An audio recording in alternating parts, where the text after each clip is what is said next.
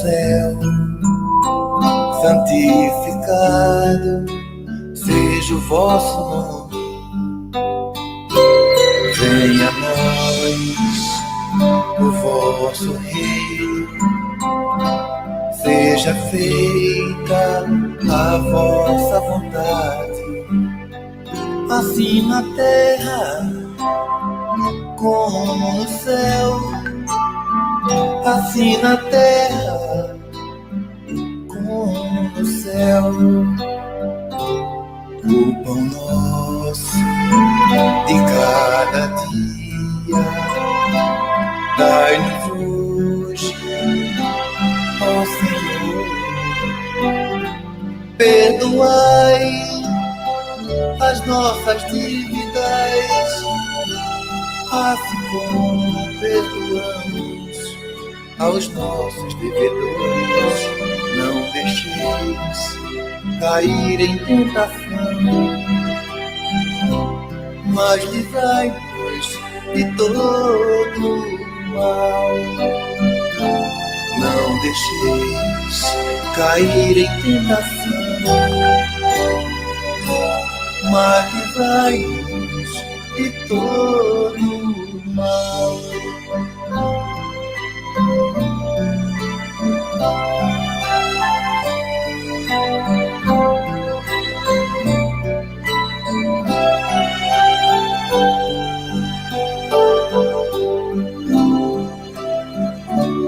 Pai nosso que estás no céu, santificado seja o vosso nome. Venha a nós o vosso reino, seja feita a vossa vontade, assim na terra como no céu, assim na terra como no céu. O pão nosso de cada dia dai-nos hoje, ó Senhor. Perdoai as nossas dívidas, assim como perdoamos aos nossos devedores. Não deixeis cair em tentação, mas livrai-nos de todo mal. Não deixeis cair em tentação, mas livrai-nos de todo mal.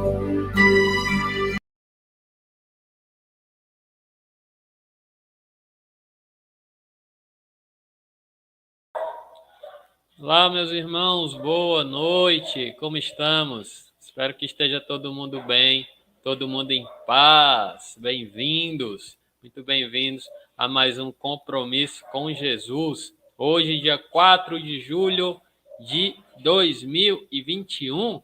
É um prazer estar aqui, para a gente falar do Evangelho, para a gente falar das lições do nosso Senhor Jesus Cristo e dos Espíritos superiores para todos nós. Não é verdade?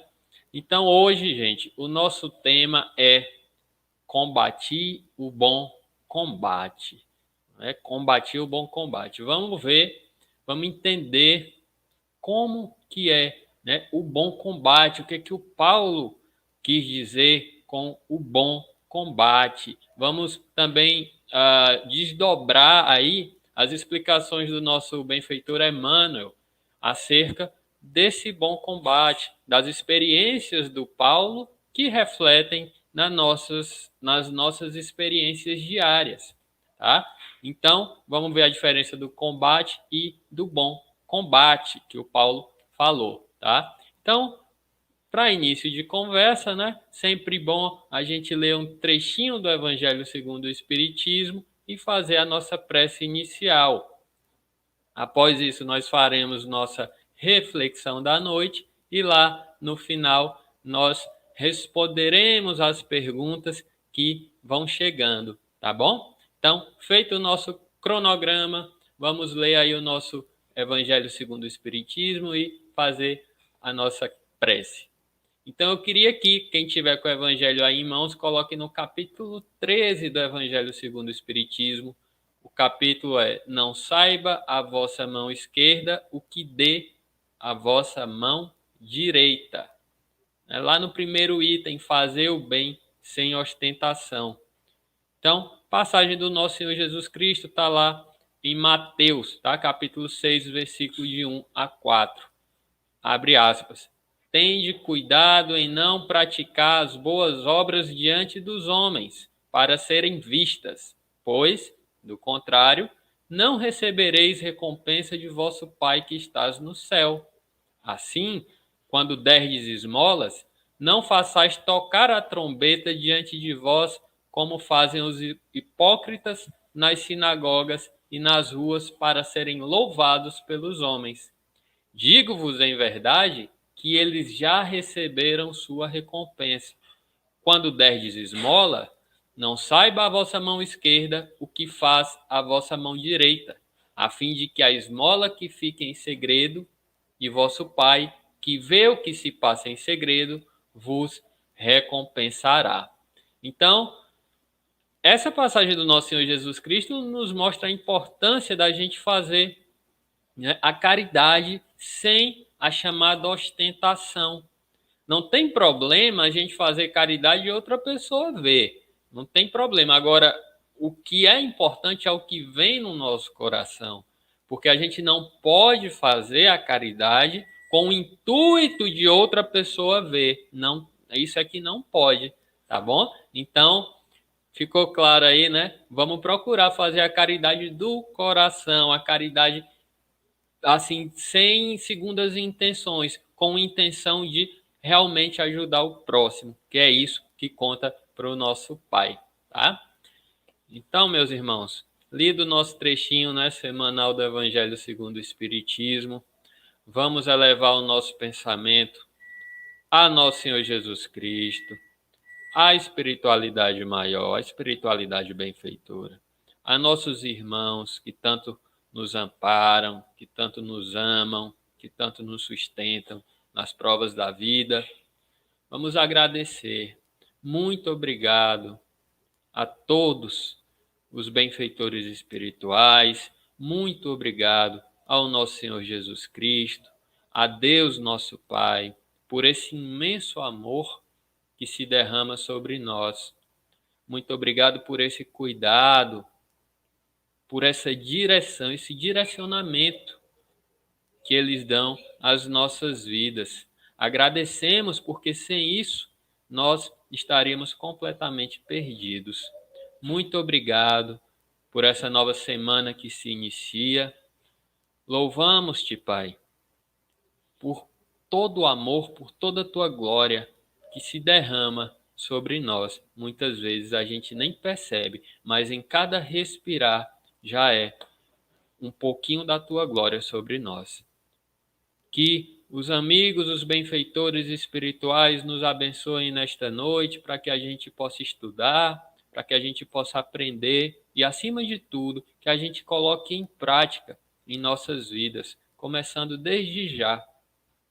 Porque para o nosso Senhor Jesus Cristo, em verdade, palavras pouco importam, valem mais atitudes. Então, que a gente possa aprender e colocar em prática, que a espiritualidade nos ajude nesse processo. Estejam conosco, porque nós precisamos de vocês. Muito obrigado por tudo. Que assim seja. Bom, meus irmãos, então, vamos lá. Vamos para o nosso estudo. Queria dar boa noite aí aos companheiros, aos irmãos que estão chegando. Né? Minha mãezinha está aí. Mateus, boa noite. Filomena Queiroz, apesar do sobrenome, não te conheço pessoalmente, né, Filomena? Mas boa noite, seja bem-vinda. E vamos falar do bom combate. O que é isso, bom combate, né? A gente tem aquele espírito guerreiro, né? Aquela coisa, né, de eras passadas, mas a gente precisa transmutar isso para o lado bom. Então vamos fazer isso, porque Paulo fez isso.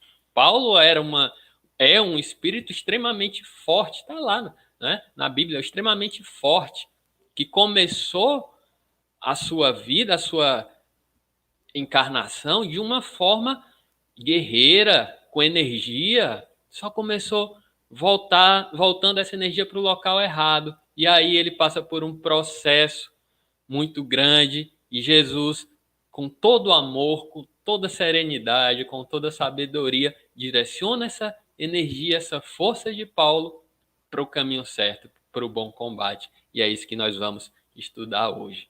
Então tá lá, gente. Combati o bom combate, acabei a carreira, guardei a fé. Essa frase é de Paulo, tá? Tá na segunda epístola a Timóteo, capítulo 4, versículo 7. Combati o bom combate, acabei a carreira, guardei a fé. O contexto era o seguinte: Paulo já estava próximo da sua desencarnação, tá? Timóteo era o seu filho na fé, né? Era aquele pupilo do Paulo, né? E o Paulo já próximo da sua desencarnação, ele escreve a Timóteo essas frases belíssimas, né? Combati o bom combate, acabei a carreira e guardei a fé.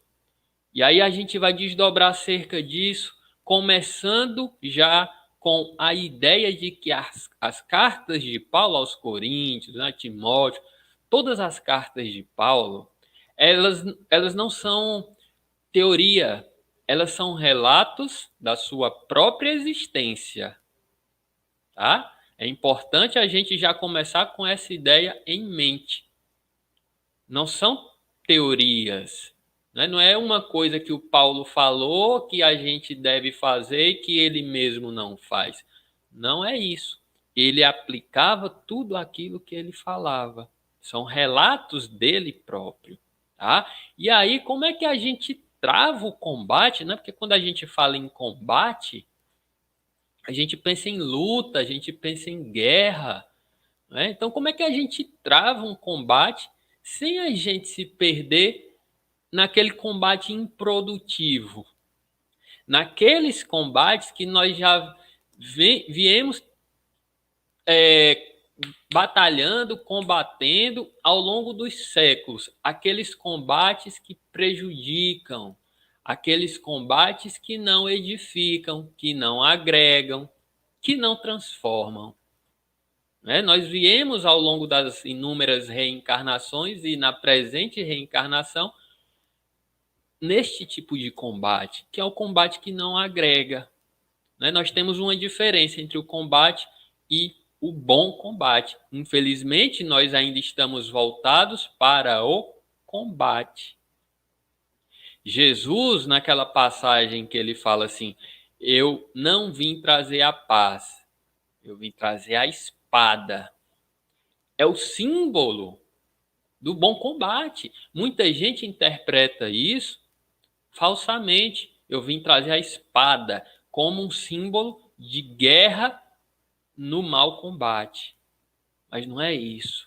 Jesus, ele veio trazer com esta passagem a simbologia do bom combate, a espada contra tudo aquilo que nos atrasa.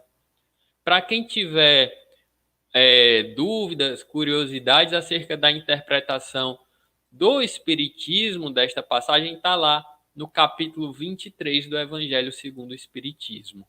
Não vim trazer a paz, mas sim a espada.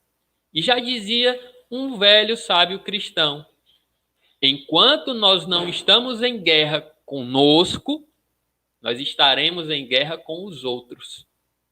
E aí figura a questão do bom combate. O combate antigo é a guerra com os outros. Nós vamos entender isso. E o bom combate é a guerra conosco mesmo. Então, enquanto a gente não começar a travar essa guerra contra as nossas imperfeições, contra as nossas falhas, os nossos defeitos, contra nós mesmos, nós estaremos em guerra com os outros, porque nós vamos fixar os problemas nos outros, não em nós. E aí a gente nunca vai conseguir mudar nada, tá? Gente, para a gente compreender direitinho esta passagem de Paulo, combati o bom combate, nós vamos recorrer ao nosso benfeitor Emmanuel, que é um discípulo de Paulo. Tá? Tá lá no livro Há 2000 anos o encontro de Emmanuel com Paulo. Foi um breve momento. Vou contar aqui rapidinho como foi que começou essa amizade, essa irmandade entre Emmanuel e Paulo. Para quem não sabe, Emmanuel é o mentor de Chico Xavier, tá? E Paulo é o mentor do Emmanuel. Está lá no livro Há 2000 anos. Então, como foi que Emmanuel conheceu Paulo? Conheceu ainda em vida.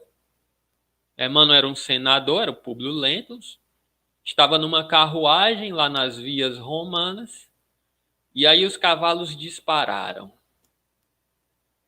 Acontece que ali próximo, Paulo de Tarso, já idoso, estava pregando. Tinha um grupo de cristãos ali. E aí um desses cristãos viu aqueles cavalos puxando aquela carruagem disparada, com o senador lá dentro, o Públio Lentulus, que era o Emmanuel, uma das reencarnações do Emmanuel. E aí um desses cristãos entra na via e para os cavalos. E aí o Públio Lentulus, muito agradecido, desce para ver o que era aquela aglomeração, o que estava acontecendo ali, e vê Paulo pregando.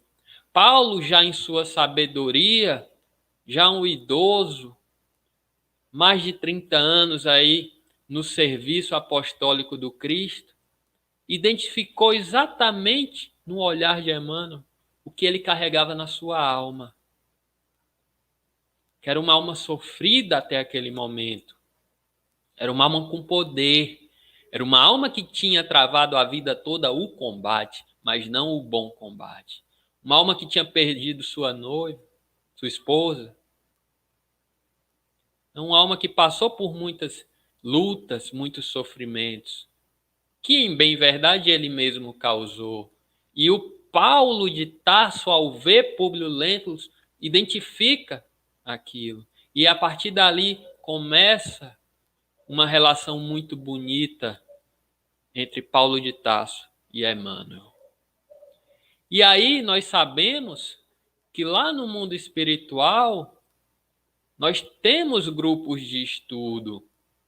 A gente não evolui só aqui encarnado, nós evoluímos lá também através do trabalho. Quando a gente fala em trabalho, definição dos espíritos, trabalho é toda ocupação útil, é estudo também.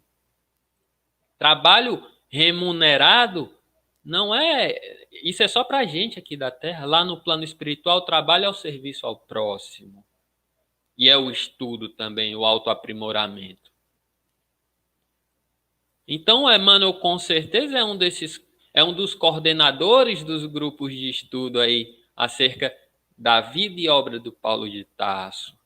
O próprio Emmanuel nos relata que, por vezes, sobe a esferas elevadas, onde se reúne com Paulo para aprender, para estudar, em seguida descer até a nossa esfera de lutas para passar esses conhecimentos adquiridos com Paulo. E o Paulo, por sua vez, tem acesso direto ao Cristo. Então percebam que é uma escadinha, é um puxando o outro, um ajudando o outro. Então nós estamos muito bem assessorados com as reflexões do Emmanuel acerca desta passagem de Paulo.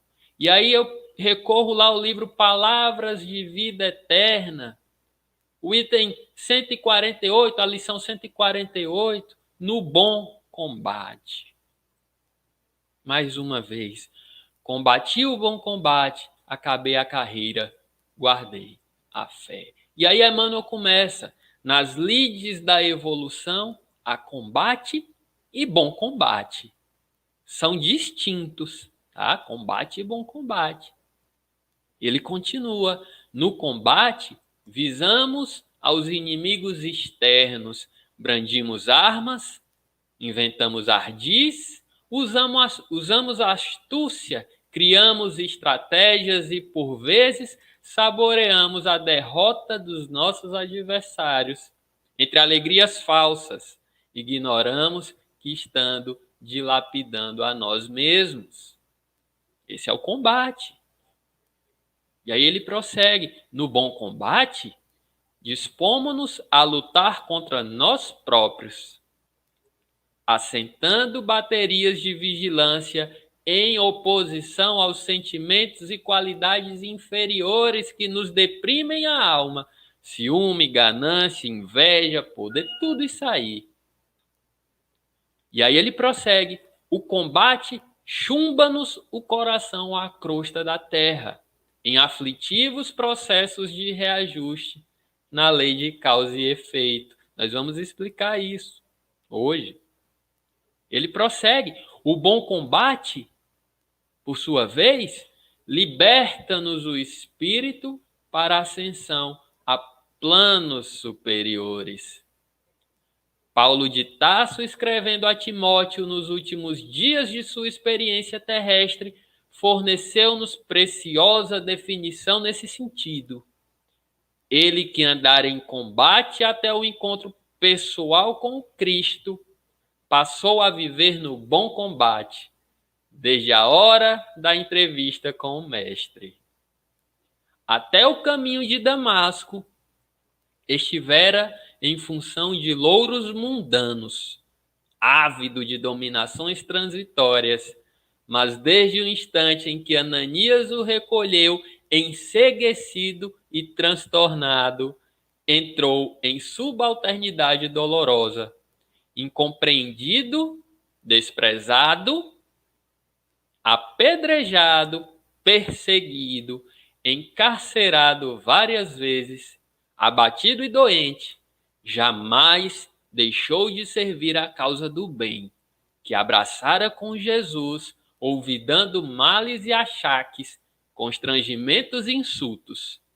Ao término, porém, da carreira de semeador da verdade, o ex-conselheiro do Sinédrio, aparentemente arrasado e vencido, saiu da terra na condição de verdadeiro triunfador. Que maravilha! Emocionante esse texto de Emmanuel acerca do Paulo de Tarso. Perceba que aí vai o coração, aí vai o sentimento. Perceba que isto não é palavra vazia. Aí está o verdadeiro espírito cristão. E aí nós começamos a nossa reflexão desta noite, já acerca do texto de Emmanuel, que vai todo o seu espírito, todo o seu coração, todo o seu sentimento, acerca das palavras de Paulo. Gente, para a gente se acercar do bom combate, nós precisamos de cara buscar 3 elementos primordiais. Primeiro, por que estamos aqui? O que estamos a fazer aqui? E qual a nossa finalidade depois daqui? São 3 coisas primordiais, porque senão, sem essas 3 coisas, a gente não vai conseguir travar o bom combate. Nós não vamos conseguir fazer aquele movimento de início de reforma íntima, porque só faz esse movimento quem está buscando uma resposta do que está fazendo aqui, de onde veio e para onde vai. O que vai ser depois daqui. E aí, quando você começa a refletir acerca disso, acerca da vida espiritual, acerca da finalidade do nosso espírito, com um tempo de reflexão, você começa esse movimento de reforma íntima. E Emmanuel, ele nos acrescenta, nas lides da evolução, a combate e bom combate, como Sheila também nos disse, a vida e boa vida. A vida e boa vida. Aquela vida que ela se refere é a vida boa, né? A vida mundana, né? A vida boa. E ela faz um contraponto. A boa vida. Então, que a gente possa analisar isso. Então, no combate, gente, no combate, aquele combate antigo, aquele combate que a gente trava por séculos, né? Nós visamos os nossos inimigos externos. O indivíduo, ele busca a paz fora de si, através do prazer terreno, do poder, das posses, das coisas pueris, das pessoas, da ostentação, né? Daquele ser aceito pelos outros. Esse é o combate. É o combate pueril, porque nós colocamos nossas expectativas fora, nas coisas e nas pessoas. Uma pessoa que está com você hoje pode te abandonar amanhã, pode te trair, como Jesus foi traído. Ou não, mas o que importa, gente, o que importa é a gente colocar a nossa paz em Cristo e em nós mesmos. Porque nós todos que estamos aqui somos falhos. Se a gente coloca expectativa nas pessoas, uma hora ou outra as pessoas vão nos decepcionar, vão errar conosco. Né? Se a gente coloca nas coisas, né, numa casa, num carro, num emprego, isso tudo é muito pueril, é muito frágil, está muito sujeito às vicissitudes da vida. E, infelizmente, nós travamos um combate em busca dessas coisas. E nessa linha, o indivíduo ainda foca sua atenção nos seus sentidos. Esses sentidos que são satisfeitos de forma pueril, sentidos materiais, sentidos ainda infantis, de uma alma infantil. Quando ele trava o combate, o velho combate, ele não percebe que os adversários de sua paz estão, na verdade, dentro dele. Os adversários não estão fora, não estão nos inimigos, não estão na política, não estão no proceder dos outros para conosco, nas adversidades que chegam, nas dores que chegam. Os inimigos não estão aí. Os inimigos estão dentro de nós mesmos. Eu tenho certeza que todo mundo aqui já ouviu aquela frase: não importa o que nos aconteça, o importante é como que a gente vai reagir ao que nos acontece. Então as provas vão chegar em forma de pessoas, em forma de situações. As provas vão chegar, mas o nosso verdadeiro inimigo não está nisso, não está nessas coisas, está aqui dentro do nosso coração, como que nós vamos reagir. E aí o Emmanuel fala, brandimos armas, inventamos ardis, usamos astúcia, criamos estratégias e, por vezes, saboreamos a derrota de nossos adversários. Entre alegrias falsas, ele coloca, entre alegrias falsas, passageiras, ignorando que estamos dilapidando a nós mesmos. Então, o espírito, nesse estágio de evolução, ele ainda vive as lutas da vida construindo apenas fora. Quando você constrói apenas fora, você não constrói nada estável, nada duradouro. E ainda correndo risco de adquirir pesados débitos com a providência divina.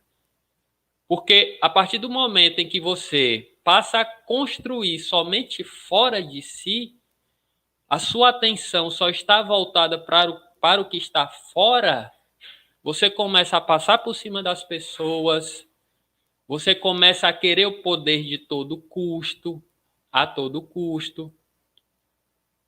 No lado afetivo, nós temos aí os feminicídios, porque a pessoa acha que a felicidade só está na outra pessoa, não está dentro de si. E aí você quer aquela pessoa a todo custo e desenvolve a possessão. Quando a pessoa não te quer mais, você assassina mesmo. Então você constrói uma vida para fora, ignorando que a verdadeira felicidade está dentro de cada um de nós. E aí, quando nós construímos só fora, geralmente nós adquirimos pesados débitos com a lei divina. Nesse sentido, o Emmanuel fala: ignoramos que estamos dilapidando a nós mesmos. Quando a gente vê um inimigo cair, a gente dá risada. Muitas vezes, quando nós estamos travando este combate antigo, nós fazemos de tudo para aquela pessoa cair, porque a gente acha que essa é a felicidade. E aí nós estamos, na verdade, nos endividando. Este é o combate. O ciúme, né? Aquele ciúme, aquela posse, né? É só meu, não é mais de mais ninguém. E quando eu falo de ciúme, pode ser de pessoas e pode ser de coisas também, de bens materiais.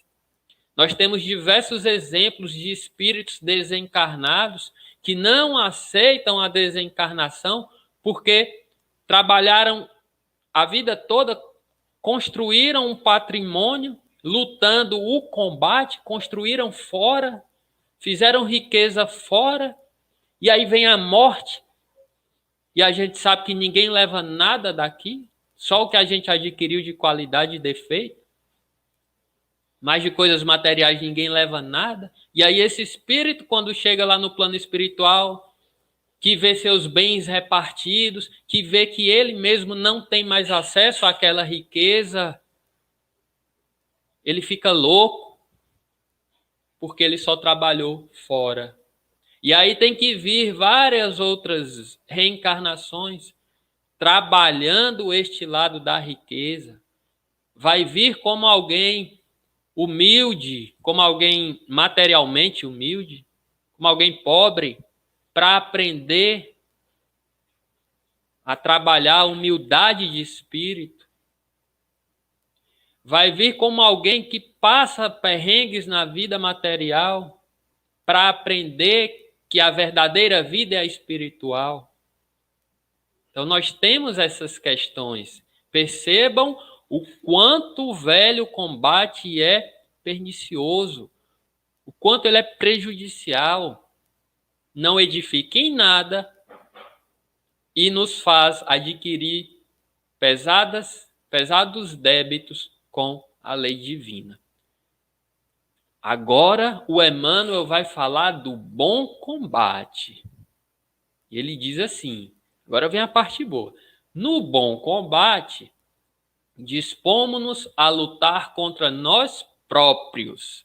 Perceba que não é mais contra ninguém. O problema não é mais o outro, não é mais a riqueza, o poder, outra pessoa, não é mais isso. Agora, o combate é aqui dentro de nós mesmos. E aí ele prossegue. Assentando baterias de vigilância em oposição aos sentimentos e qualidades inferiores que nos deprimem a alma. Fecha aspas. Então, o que ele quis dizer? Que no bom combate, gente, há uma mudança essencial de paradigma, porque, como eu falei, o foco agora é interior, não é mais o externo. Os desafios da vida seguirão, naturalmente, porque a gente está aqui para evoluir mesmo. Precisamos de desafios, de problemas, de dores para evoluir. Os desafios seguirão. Mas a criatura vai viver tudo isso, todos esses problemas, essas dores, percebendo que a verdadeira felicidade nasce dentro de si. E aí, quando o indivíduo percebe isso, o espírito percebe isso, os problemas parecem menores, as dores parecem mais suaves. Você vai escolher como que você vai olhar a dor que você está passando. Quando você percebe que a felicidade ela não depende de nada externo, ela vem de dentro do espírito, as dores parecem ser menores.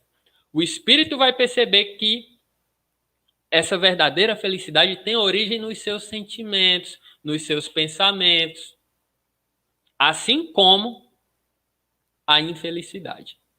Então, nós somos os artífices da nossa felicidade ou da nossa infelicidade.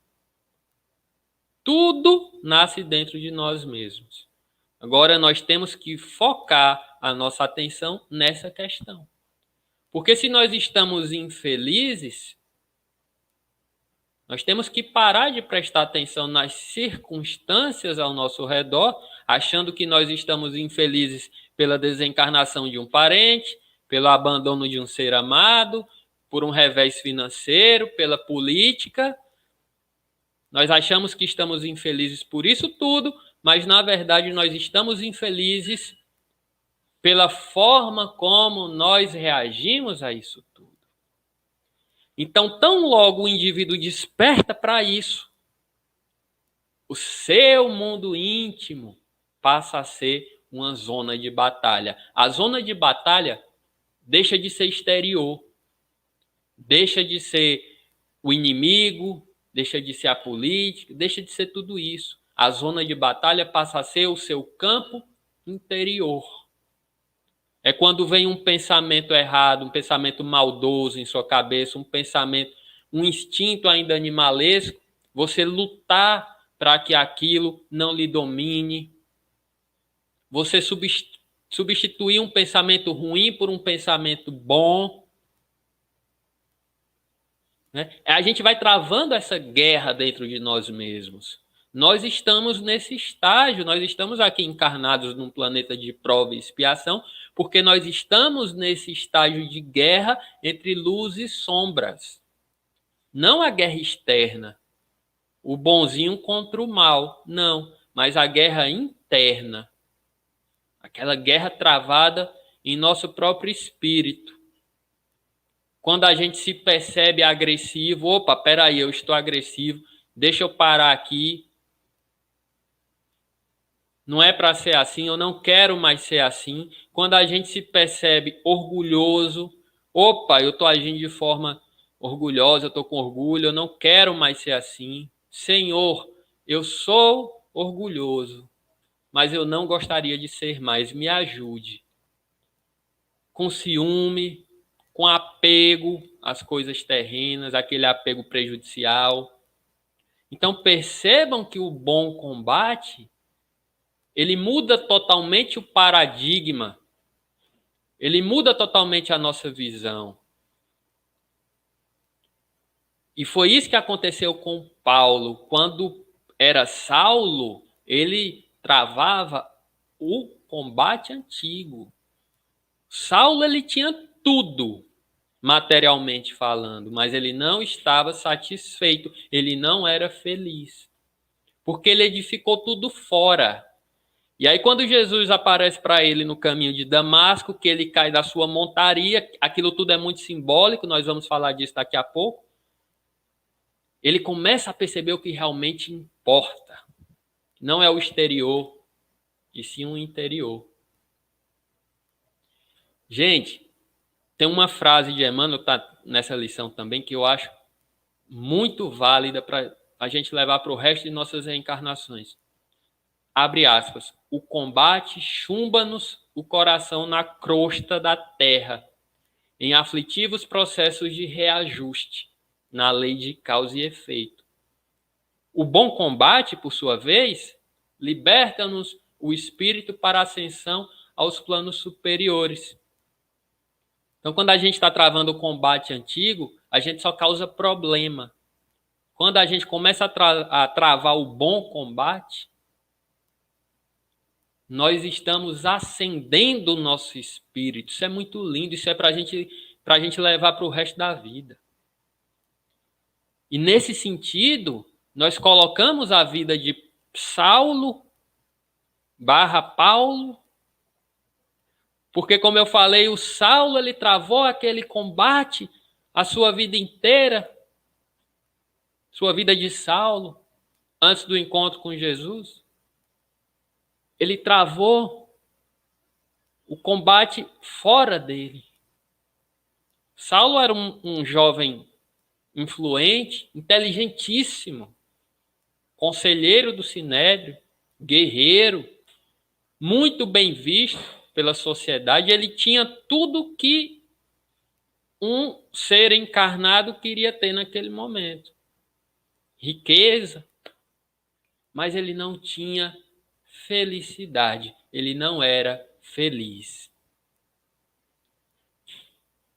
Ele se considerava um ser temente a Deus.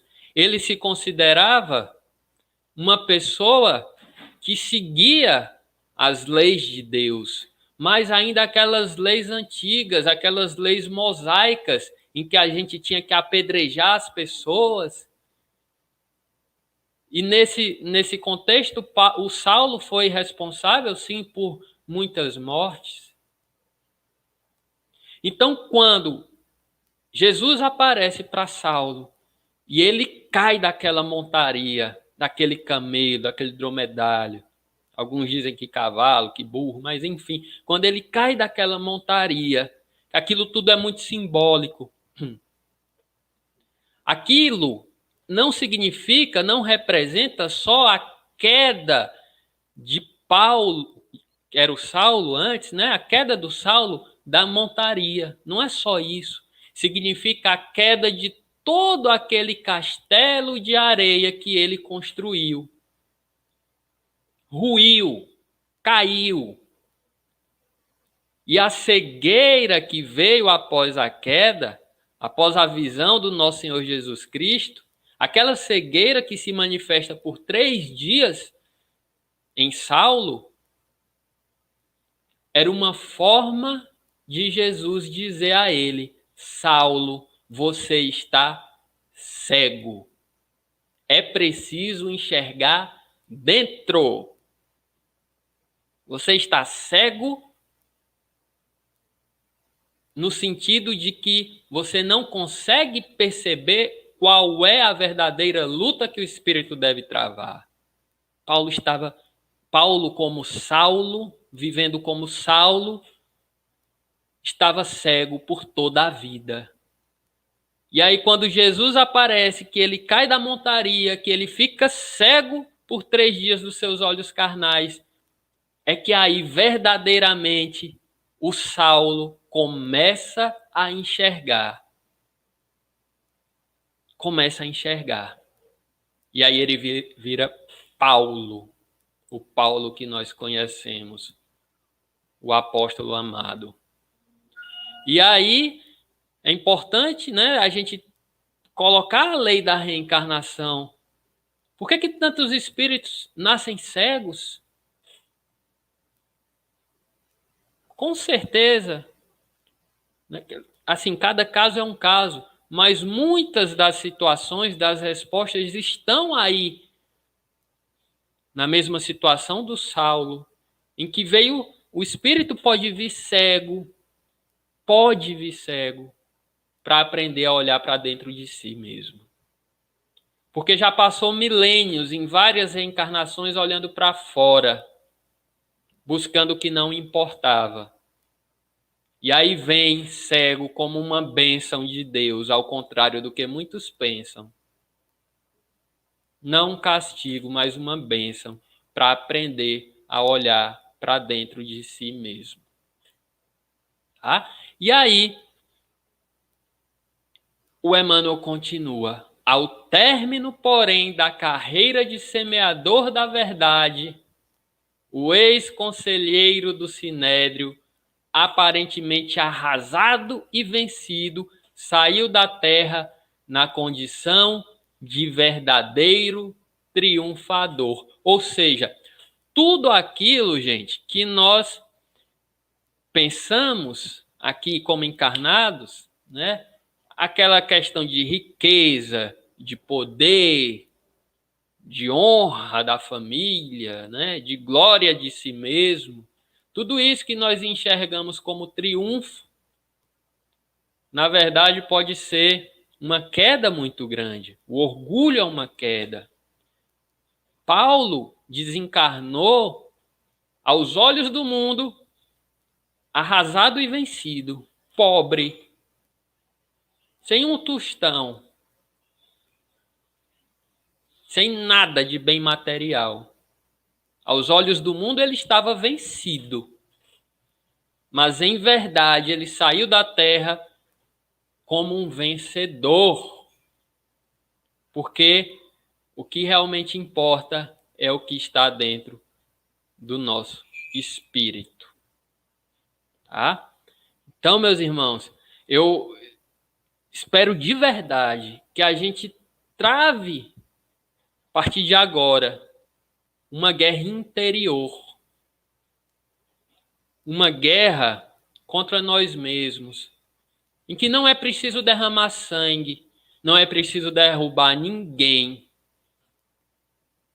Não é preciso que a gente adquira débitos, novos débitos com a lei divina. Mas sim aquele combate interior que nos redime, que nos forja novas criaturas. A reforma íntima que o Espiritismo tanto fala, que o Kardec tanto colocou em suas obras, que os bons espíritos tanto exemplificam para nós. A reforma íntima é o bom combate. É a luta contra as nossas imperfeições, contra o nosso orgulho, o nosso egoísmo, a nossa vaidade, o ciúme. Contra tudo isso que nos arrasta para baixo. O bom combate está dentro de nós.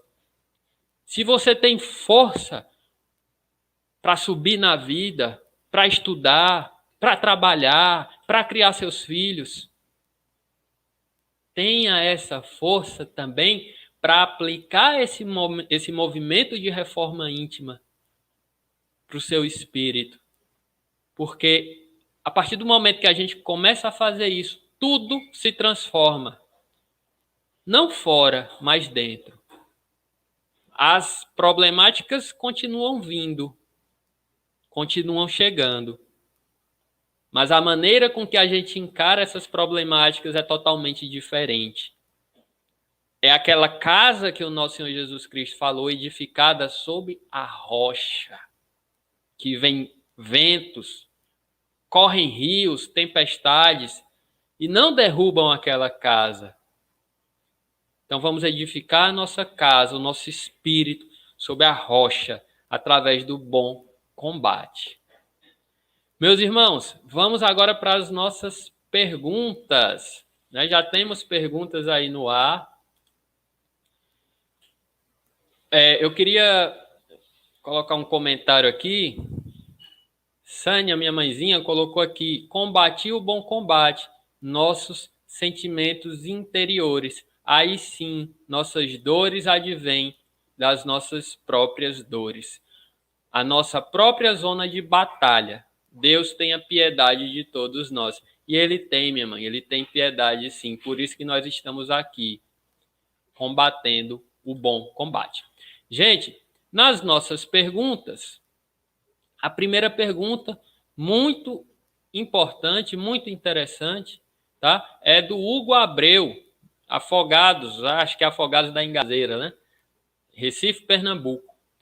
O Hugo pergunta o seguinte: quais os motivos lógicos fora Jesus, ou qual o motivo lógico fora Jesus, que fizera Saulo mudar tanto e tão rápido naquele momento de queda, antes de levantar? Importante isso, né? Porque muitos de nós demoramos aí várias encarnações, várias reencarnações, para a gente começar esse movimento, né, da gente se levantar. Né? Mas Paulo não. Aquele movimento foi muito rápido, né? Ele tinha uma vida como Saulo, Jesus aparece para ele, ele cai da montaria e aí automaticamente já começa a mudar. E aí a gente pode tratar, mas, poxa, Jesus apareceu para ele. Então, Jesus. Mas Jesus também já apareceu para outras pessoas. Muitas das pessoas não quiseram mudar mesmo com os ensinamentos do Cristo. Nosso querido benfeitor Emmanuel foi uma dessas pessoas. Jesus conversou com o Públio Lentulus em sonho. Mas Emmanuel, até aquele momento, e mesmo depois dele, não quis mudar. não naqueles dias. Ele não começou, a partir daquele encontro com Cristo, o seu movimento de retorno ao Criador. Foram precisas muitas dores ainda para que Emmanuel começasse esse movimento, como Públio Lentulus. Mas o Paulo não. O Paulo ele começou já a partir daquele encontro com Jesus. Então, por que isso? Desconsiderando o aprendizado de outras reencarnações de Paulo como espírito eterno, considerando só aquela reencarnação, eu queria colocar uma passagem para responder essa pergunta lá do livro Paulo e Estevão. Abre aspas. Na véspera da chegada a Damasco, quase a termo da viagem difícil e penosa, o moço tarsense, que era de Tarso, sentia agravarem-se as recordações amargas que lhe assombravam constantes. Quais eram essas recordações? Recordações de sua noiva, que tinha falecido, recordações de tantas pessoas que ele julgou, que ele levou à morte, construindo aquela vida fora dele. Então ele, até o momento, achava que estava fazendo certo, mas não. E aquilo pesava em sua consciência de alguma forma. Forças secretas impunham-lhe profundas interrogações. Tinha alguma coisa incomodando Saulo. Uma força secreta incomodando ele. Ele só não sabia o que era ainda. Ele passava na sua mente os primeiros sonhos da juventude, aqueles sonhos de ser um bom seguidor de Deus, de ter uma carreira estável. Desde a sua adolescência, o Saulo, ele almejava isso. Ele tinha sede de estabilidade. Ele queria realizar sua carreira da melhor forma. Mas, apesar de ter tudo o que o mundo poderia oferecer naquele momento, ele não tinha serenidade. Ele não tinha paz. E isso foi objeto, naquela caminhada, de reflexão profunda de Saulo. Tá? Então, o que ele seguia até aquele momento eram o que os mestres de Israel colocavam, eram as leis de apedrejamento, olho por olho, dente por dente. É importante dizer que o Saulo tinha força. Essa força só era aplicada em um local errado. Ele consagrava-se ao ideal de servir a Deus com todo o seu ideal, com toda a sua força.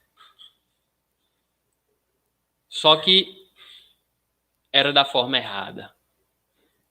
Ele era extremamente inteligente, mas ainda estava travando o velho combate, com uma mentalidade escravizada em tudo que era exterior.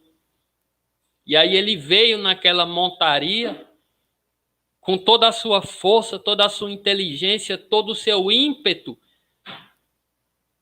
de achar que estava servindo a Deus, quando um sol brilha em sua frente, e esse sol diz: Saulo, Saulo, por que me persegues? E aí, a partir desse momento, ele realmente contemplou o que era eterno. E, gente, quando isso acontece, é impossível você permanecer a mesma pessoa. Alguma coisa dentro de você muda. Alguma coisa dentro de você muda. E aí, como já foi falado, em 3 dias de cegueira corporal, Paulo ou Saulo enxergou pela primeira vez. Enxergou o que realmente importa. Então, respondendo à sua pergunta, Hugo, por que ele mudou tão rápido? Porque, na verdade, ele já estava pronto para essa mudança. Ele já tinha um ímpeto de seguir a Deus, ele já tinha a força de vontade, ele já tinha a boa vontade de seguir a Deus. E ele já tinha esse movimento. Só que esse movimento estava direcionado para o local errado, para aquelas velhas leis.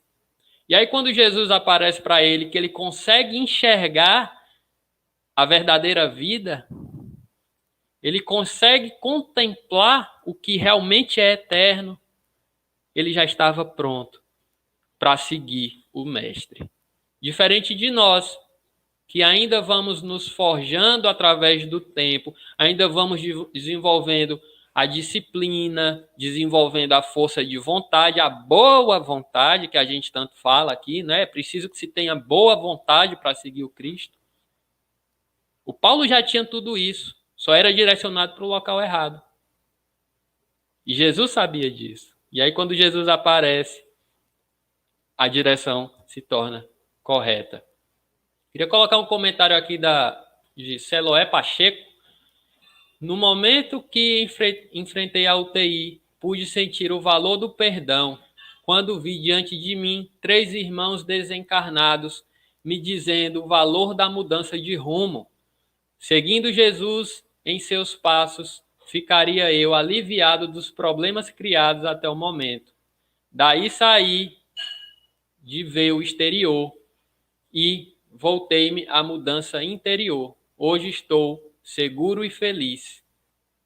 Então é exatamente isso, Salomé.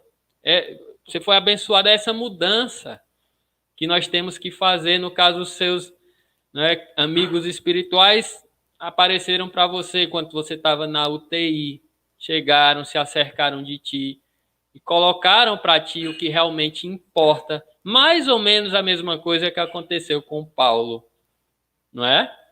Uma ajuda lá de cima nos mostrando o que realmente importa. Muito bem.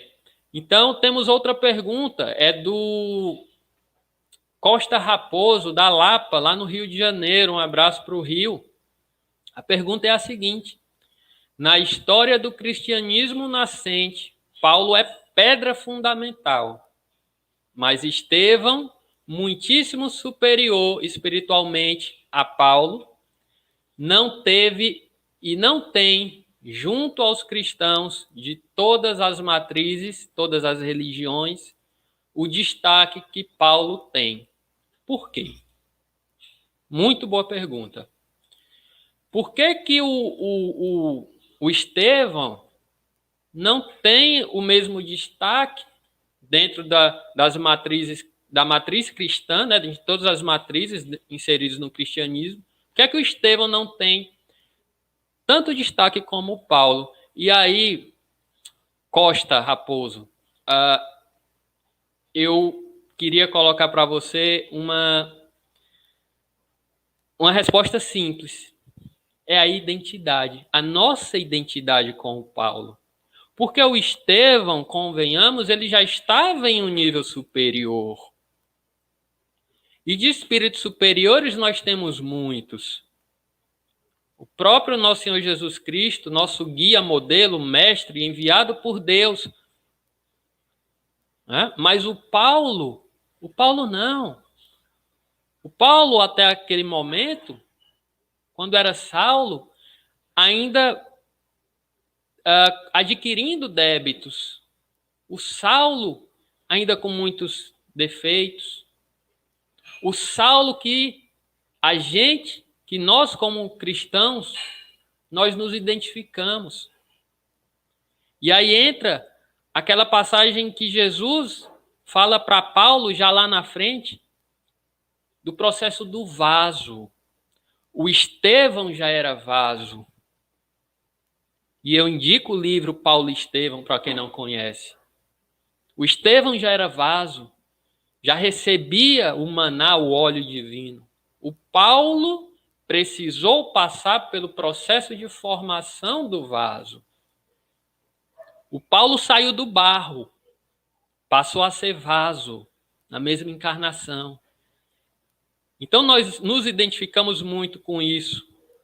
Longe de mim ter a pretensão de responder pela espiritualidade maior, mas no meu íntimo eu vejo dessa forma. Identificação. Identificação. E está lá no livro Paulo e Estevão, abre aspas, não tenho no teu noivo um inimigo, tenho um irmão. Isso é de Estevão, tá? Não tenho no teu noivo um inimigo, tenho um irmão. Saulo deve ser bom e generoso. Ele, Saulo, defendeu Moisés até o fim. Quando conhecer Jesus, servi-lo-á com o mesmo fervor. Então, Saulo, ele precisou passar por esse processo de formação do barro, do vaso, para poder servir dignamente a nosso Senhor Jesus Cristo. E é o processo que nós passamos ao longo das reencarnações. Então, eu vejo isso como uma identificação no nível evolutivo que nós estamos, muito mais com Paulo, Saulo e Paulo, do que com Estevão.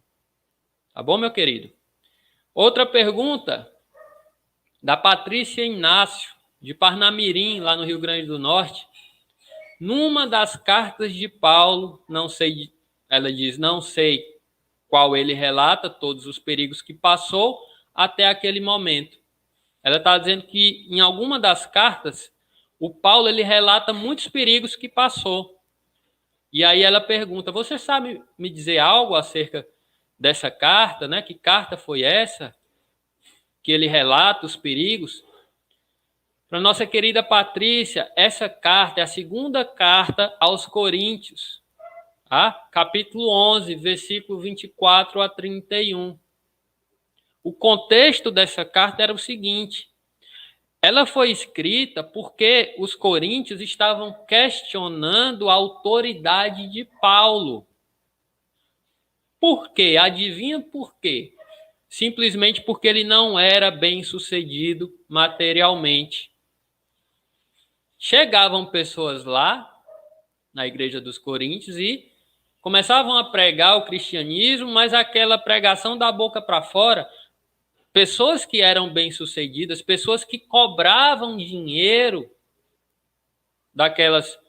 daqueles pobres, humildes, e aqueles espíritos ainda imaturos enxergavam essas pessoas como os verdadeiros discípulos do Cristo, porque eles tinham dinheiro, porque eles tinham poder, e começaram a questionar a autoridade moral de Paulo, porque ele não era desenvolvido materialmente, porque ele não tinha esse dinheiro, porque ele não tinha esse poder.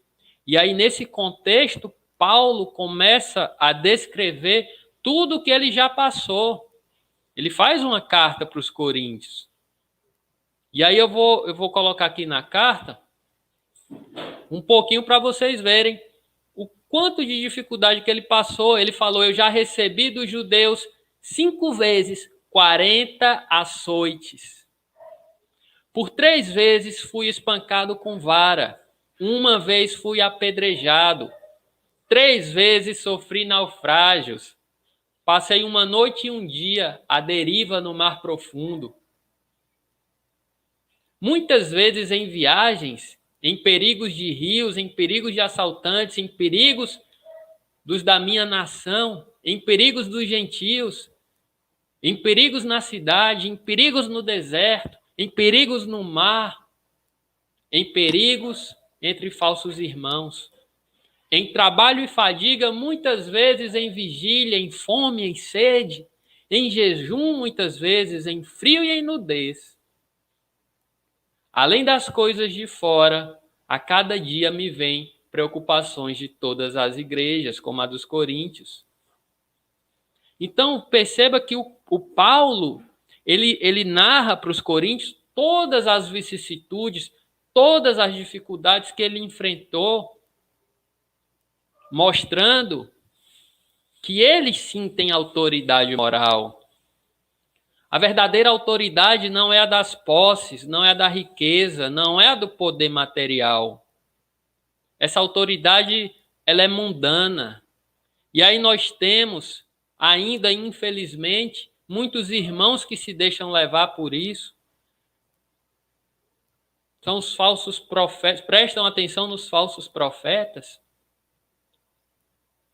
E aí o Paulo coloca a verdadeira autoridade. Ele mostra, ele exemplifica, ele mostra tudo o que ele passou para levar a mensagem do Cristo adiante. Então é essa carta, minha querida Patrícia. É a segunda carta aos Coríntios, em que ele narra todas as dificuldades. E para a gente encerrar, já estamos no nosso horário, nossa última pergunta. Para combater no bom combate, o que na personalidade de Paulo você mais destaca? Pergunta do Aloysio Moraes, lá de Petrolina, Pernambuco.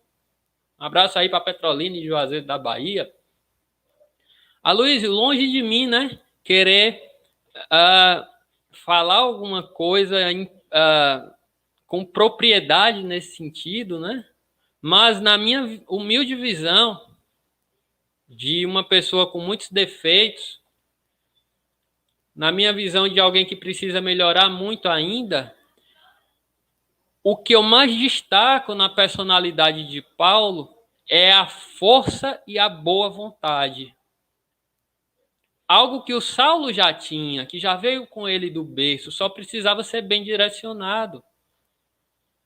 Uma força essa que muitas vezes nós não temos, uma disciplina que nós não temos para fazer esse movimento de seguir a Deus, de seguir as leis de Deus. Então, Saulo, mesmo quando era Saulo, já tinha isso dentro dele, só estava direcionado errado, estava direcionado para o velho combate. E aí, quando ele vira Paulo, quando Jesus aparece para ele, ele direciona para o lado certo, essa força que ele já tinha, essa boa vontade de seguir Deus que ele já tinha. Então é isso que eu mais me inspiro, que eu mais destaco em Paulo, é a força de vontade. Porque se ele não tivesse força de vontade, ele não chegaria onde ele chegou, como ele bem narrou aí, nisso que nós lemos acima, todas essas dificuldades, açoites, naufrágios, prisões, tudo isso. Se ele não tivesse boa vontade, ele não conseguiria chegar ao fim da carreira. Ele não conseguiria travar até o fim um bom combate, ele não conseguiria acabar a carreira. Ele não conseguiria guardar a fé. Então é isso, meus irmãos. Gente, próximo domingo, nós vamos falar de Espiritismo e a Bíblia, né? Nosso programa do próximo domingo. Então eu queria, né, se possível, para quem tiver interesse, desde já pode começar a mandar pergunta, pode mandar para a Estação da Luz, temos o telefone, temos a página no Facebook, a página no YouTube, para a minha página também no Instagram. Podem mandar perguntas acerca do Espiritismo e a Bíblia. Os próprios espíritas, muitos têm dúvidas acerca disso, do Espiritismo e da Bíblia.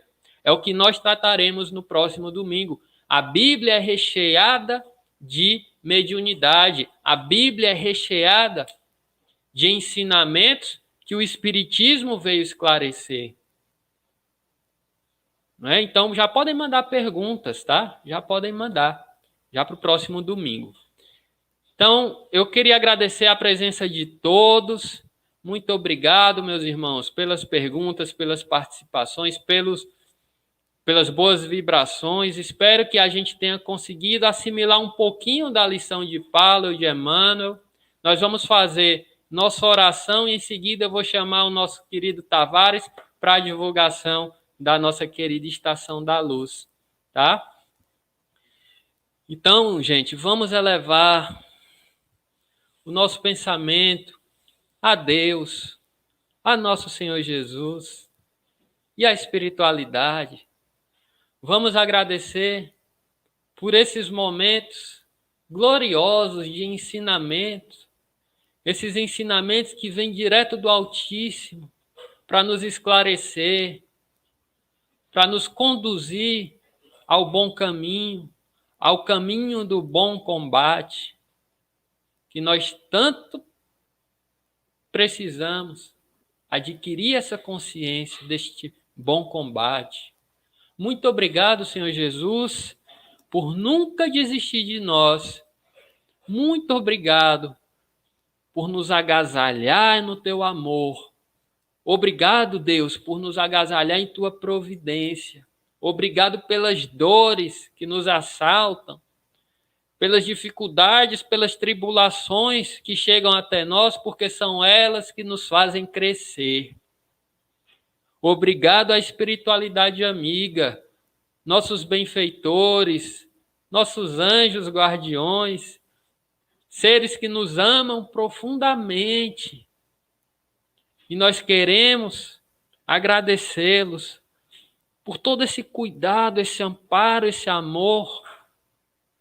Queremos agradecer a Emmanuel, que está entre nós, encarnado, mais próximo do que a gente pode imaginar.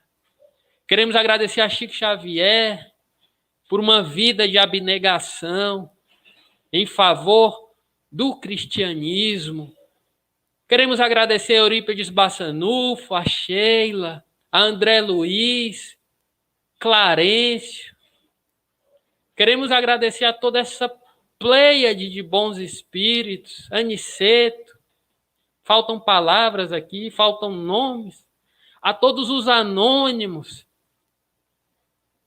que estão nos guiando, nos protegendo e, acima de tudo, nos amando. Obrigado, obrigado, obrigado. Meus irmãos, que Deus seja louvado. E até semana que vem com mais um compromisso com Jesus. O Espiritismo e a Bíblia. Meu querido Tavares, está com o senhor. Maravilhoso, meu amigo. Felicidade. E aí, vamos falar com a Giovana. Olha bem, aqui tem um recado bem interessante. Nós temos 2 ouvintes de primeira linha, né? Aí a Giovana, mais nova ouvinte aqui do programa, filha justamente do Gonçalo, e também o mais novo ouvinte aqui da Web Rádio é o Pedro Lucas, bisneto da Nilce, que tem um programa aqui com a gente na quinta-feira às 21 horas. Liga só o microfone, Gonçalo. Bem-vindos, né? Bem-vindos a esses espíritos aí que estão chegando aí para nos ajudar, não é verdade? Com certeza. E aí a gente quer falar da nossa parceria com a Coromandel Espírita de Minas Gerais, que transmite toda a nossa programação, e também a Rede Doutrina de Espiritismo Brasil, lá do Rio de Janeiro, a Coromandel do nosso irmão Hernando, e a Rede Doutrina da nossa querida Andréia. Eu quero falar dessa programação de hoje, que terminou agora, o Bom Combate, Compromisso com Jesus, com Gonçalo. Daqui a pouquinho, às 21 horas, o Evangelho na Rádio, com a equipe aqui da Web Rádio Estação da Luz. Vamos estudar o capítulo 5, Suicídio e Loucura, os 2 itens finais. E no Pão Nosso, com caridade, o item 31. Após o Evangelho na rádio, nós teremos, a partir das 23 horas, o Evangelho por Emmanuel. Hoje, com Fernando Luiz, aqui de Natal, o cantor Fernando Luiz, que falará sobre o livro Vinha de Luz, Ressuscitará, mensagem 151. Mas amanhã, nós estamos iniciando a nossa programação da semana, às 8 horas da manhã, nos domínios da mediunidade, iluminação e isolamento hospitalar, que está no livro Desobsessão, de André Luiz, Chico Xavier e Valdo Vieira, no comando nosso Amadeu Ferreira, o Jair Aquino e o Renato Bezerra. E aqui, um momento muito especial, aquela Filomena, que tem o seu sobrenome, que mandou um recado aí, tá aí o recado, ó. Filomena, Filomena Queiroz, ela é de Lisboa, de Portugal, e ela vai estrear amanhã às 12 horas, horário aqui do Brasil, 15 horas, horário de Portugal, deixa eu ver aqui, 12 horas, não, 16 horas, horário de Portugal, o programa Espírita Caminho do Amanhã. O tema é o Espiritismo Fala ao Coração, baseado justamente no livro de Allan Kardec, Viagem Espírita de 1862. Então, mais um programa na grade da nossa web rádio, agora direto de Portugal, direto de Lisboa, com Filomena Queiroz, fazendo o programa Espírita Caminho do Amanhã. O Espiritismo Fala ao Coração. A partir das 19 horas, no Estação da Luz, 21 anos no ar, na segunda-feira sempre tem um programa com o Jaime Ney, mas como a gente tinha marcado já com o Geraldo Lemos Neto, nós iremos falar com ele dentro do programa Estação da Luz, 21 anos no ar, Chico Xavier, Mandato de Amor, com o bom mineiro da TV Saber Espiritismo de Minas Gerais, Geraldo Lemos Neto. Logo em seguida, a partir das 20h30, o programa Espiritismo e Educação com a dupla dinâmica Marcos Demário e o nosso querido Ronaldo Gomes, Educação do Pensamento. E no final da noite, volta Amadeu Ferreira para fazer o programa Evangelho por Emmanuel, a marcha que está lá dentro do livro Pão Nosso. Nós queremos falar da estreia do filme O Trampo, do nosso querido Carlos Vereza, que vai estrear, ele já foi lançado, já ganhou 2 prêmios fora do Brasil, e ele vai estrear pela TV, o canal Arte 1, né? Então, quem quiser pode sintonizar no canal 21 da Sky, no NET canal 533, na Oi TV 147. Então, enfim, agora, dia 7, né? A partir das 18 horas, quarta-feira, estreia na TV fechada esse filme do nosso querido Carlos Vereza, que fez o Bezerra de Menezes. Inclusive, ele vai estar conosco na próxima sexta-feira, deixa eu trazer aqui, na próxima sexta-feira, a partir das 19 horas, dentro do programa Estação da Luz, nós teremos uma entrevista com Carlos Vereza, a arte, o trabalho no bem e o amor, o homem e o artista espírita. Então, todos aí marquem na agenda para sexta-feira, 19 horas. Mas, seguindo a programação, na terça-feira, de manhãzinha cedo, a partir das 8 horas, nós temos o programa Jornada ao Conhecimento, com a Margarida e a Silvia Hariz, a Margarida Rigatti e a Silvia Hariz, de Sorocaba, São Paulo. Elas vão terminar a introdução, justamente o resumo da doutrina de Sócrates e Platão, já que elas estão estudando o Evangelho segundo o Espiritismo. A partir das 18 horas, o nosso irmão Tomo Sumi, direto do Japão, direto de Tóquio, faz o programa em japonês. Aqui no Brasil, 6 horas da terça-feira, no Japão, 6 horas da quarta-feira, ou aqui no Brasil, às 18 horas da terça, e às 6 horas da quarta-feira, no Japão, um programa totalmente em japonês com o nosso irmão Tomo Sumi. Logo em seguida, iremos estrear mais um programa aqui na Web Rádio, é um programa apenas de 25 minutos, mais uma parceria da Web Rádio e os 50 anos que hoje a Rádio Rio de Janeiro, AM 1400, faz nessa parceria. Já temos uma, acabamos de fechar outra, assinamos o contrato. Vamos fazer esse programa justamente para que seja divulgado na Rádio Rio de Janeiro e eles vão nos ceder o programa do Carlinhos Conceição para quem possa divulgar aqui na nossa Web Rádio. Então, o nome do programa é Conhecendo o Pensamento de Allan Kardec e o título do tema é Qual o Objetivo da Revista Espírita de Kardec? Lá, desde 1858 até 1869, a apresentação de Enzo Obama do Paraná e a nossa apresentação aqui de Natal, Rio Grande do Norte. A partir das 8 horas da noite, às 20 horas, nós teremos o programa O Herculano e o Homem no Mundo, com o Herculaninho Pires. Semana passada foi com a filha dele, a Heloísa Pires, e essa semana será com o Herculaninho, filho do Herculano Pires, junto do Alberto Magno e do Wagner Tadeu. Ele vai falar sobre a tradução do Evangelho segundo o Espiritismo de 1974, que causou um frisson muito grande, e o nosso método que melhor mediu Kardec colocou em panos quentes essa tradução. A gente vai conhecer a história, os bastidores de tudo isso aí. E a partir das 21 horas na terça-feira, nós teremos o programa Obsessão e Desobsessão. Qual o mais radical dos vícios? Qual a mais meritória das virtudes? Quem vai responder tudo isso é o nosso irmão Carlos Eduardo e Erinaldo Bezerra, do Pronto Socorro Espiritual Fabiano de Cristo, do Pronto Socorro Espiritual Maria do Pão, aqui de Natal, Rio Grande do Norte. E, no final de noite, Cristina Albuquerque, aqui em Natal, vai fazer a plataforma do mestre no programa O Evangelho por Emmanuel, a partir das 23 horas. Lembrando sempre que sexta-feira próxima, nós teremos aqui o nosso irmão Carlos Vereza. Ele vai falar sobre o filme Bezerra de Menezes, que ele fez em 2013, se não me falha a velha memória, né? A arte, o amor, o trabalho no bem, o amor, o homem e o artista espírita. Sexta-feira, dentro do programa Estação da Luz, 21 anos no ar, com Carlos Vereza. E dia 7 estreia no canal Arte 1 o último filme do Carlos Vereza, O Trampo, né? Filme muito interessante, ganhou 2 prêmios fora, inclusive um prêmio na Alemanha, o nosso querido Carlos Vereza, de tantas e tantas lutas dentro do Espiritismo. Então, é essa a nossa programação para segunda e terça. Amanhã a gente fala na programação de quarta e quinta. E muito obrigado a você meu amigo Gonçalo. Obrigado por tudo. Um beijo no coração. Daqui a pouco a gente volta com o programa O Evangelho na Rádio. O Evangelho que a gente faz na nossa casa, a gente faz na rádio hoje com a equipe da Web Rádio. Muito obrigado. Saúde, paz e luz para todos. Valeu, meu amigo. Um beijo.